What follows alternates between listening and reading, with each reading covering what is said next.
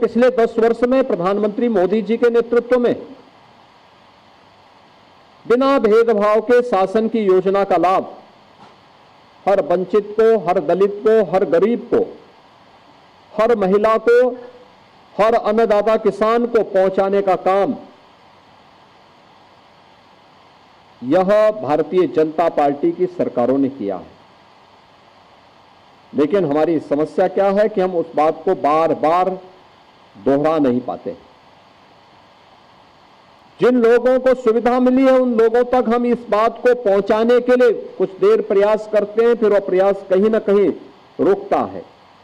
लेकिन यह एक विशेष अभियान जब हम इन कार्यक्रमों के साथ जुड़ेंगे, और 10 दिन का ये बड़ा अभियान, क्योंकि जब भी आप कोई बड़ा कार्य करते हैं, किसी बड़े अभियान को अपने हाथ में लेते हैं, या कहीं भी कोई ऐसी घटना होती है जो किसी दलित को, किसी गरीब को, किसी वंचित को उसके अधिकार से रोकने का कुत्सित प्रयास होता है, तो विपक्ष कोई ना कोई प्रोपेगेंडा अपनाने का काम करता है।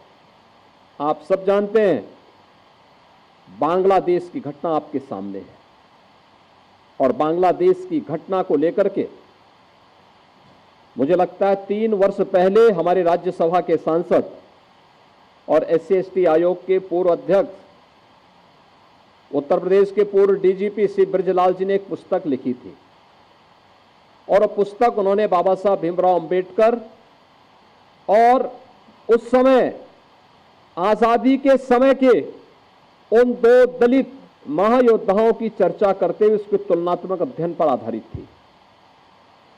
एक तरफ बाबा साहब भीमराव अंबेडकर, जिन्होंने कहा था कि मैं आदि भी और अंत भी मेरा एक भारतीय के रूप में रहेगा, और भारतीय के रूप में ही मैं अपनी पहचान को बनाए रखना चाहता हूं।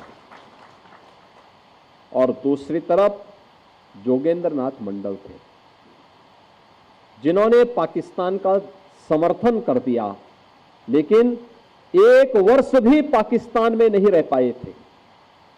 बहनों और भाइयों, जोगेंद्र नाथ मंडल की कृत्यों की सजा आज भी बांग्लादेश के अंदर वहां का हिंदू प्राप्त कर रहा है।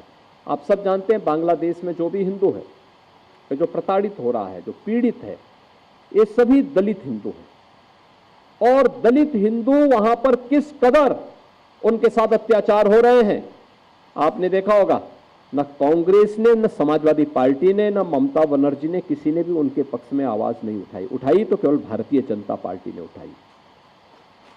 भारतीय जनता पार्टी ने उठाई, और भारतीय जनता पार्टी इस बात के लिए प्रतिबद्ध है कि हमें हर हिंदू की रक्षा करनी है, और इसी के लिए सिटीजनशिप अमेंडमेंट एक्ट भी बनाया कि किन्हीं कारणों से पाकिस्तान में, बांग्लादेश में, अफगानिस्तान में कोई सिंधु, कोई सिख, कोई हिंदू, कोई जैनी, कोई बौद्ध, अगर वह वहां